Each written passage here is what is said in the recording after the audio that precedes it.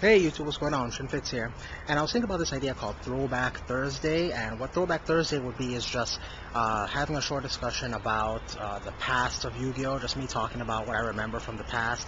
And by the past, I mean anything that's not currently the present, so could be 5 years from now, could be the previous format, could be a year from now in the past, or whatever the case may be. So just a discussion about the past of Yu-Gi-Oh! So this time on Throwback Thursday, I'm going to talk about three nasty combos back in the day. So let's get started. Back in the days when I was young, I'm not a kid anymore. But some days I sit and wish I was a kid again. Back in the days when I was young. Okay, combo number three, Ring of Destruction and Barrel Behind the Door. This combo is only mildly annoying, but it's annoying enough to get Ring banned because it was just targeted destruction that was chainable, so it was really flexible. You could summon something strong like Blackluster Soldier, and they'd ask use priority to remove or not, yes or no, and then you'd say yes or no. Then they'll chain Ring, and you're just like, all right, well, it's I guess we both take 3,000, and then they'll chain Barrel, and then you realize, oh damn, well the opponent takes all 6,000, and the other guy doesn't take anything, and a lot of times, sometimes that was game winning. That was enough back then to seal the deal for the game. So that's the first annoying combo. Combo number two, Mirage of Nightmare and Mystical Space Typhoon. To be fair, Just Tornado also works just as easily with this combo. It starts you play Mirage of Nightmare, obviously. This card allowed you to... Basically what it did was once per turn, during your standby phase, you draw cards so you have 4 cards in your hand. Then during your next standby phase...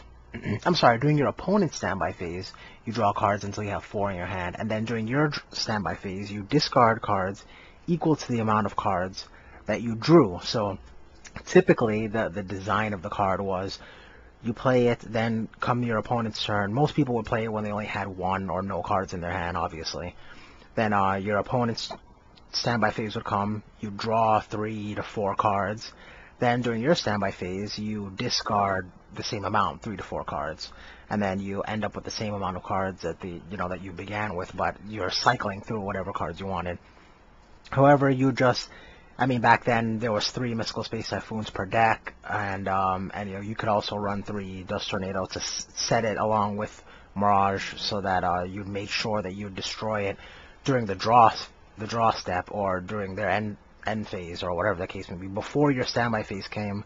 And then basically for 2 cards you got 4, so it was really, really crazy, and added to the versatility of Mystical and stuff like that. So that's the second one. It was really annoying to see your opponent go +2 on something like that, or annoying.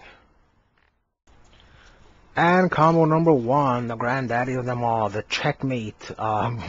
What was considered Checkmate back in the day for Yu-Gi-Oh!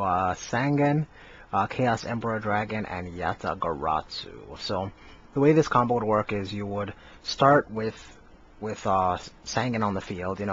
Most of the time this is how you knew it was game, because you would take your turn or whatever, you'd attack, you'd do whatever you needed to do.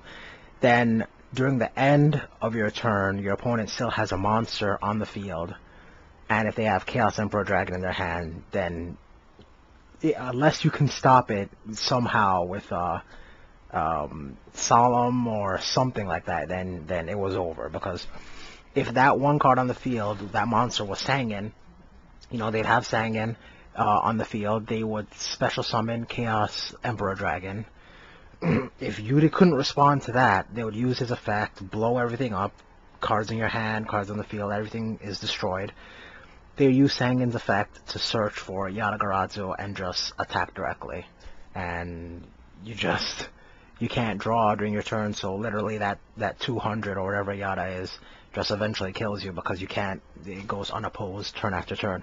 The one time I saw someone actually live through that is because they said they wanted to play it out, and the guy actually decked before his life points went to 0 from the 200 direct attacks from Yata, but most of the time that was usually scoop phase. That was usually that was the checkmate. I mean, it was game over at that point.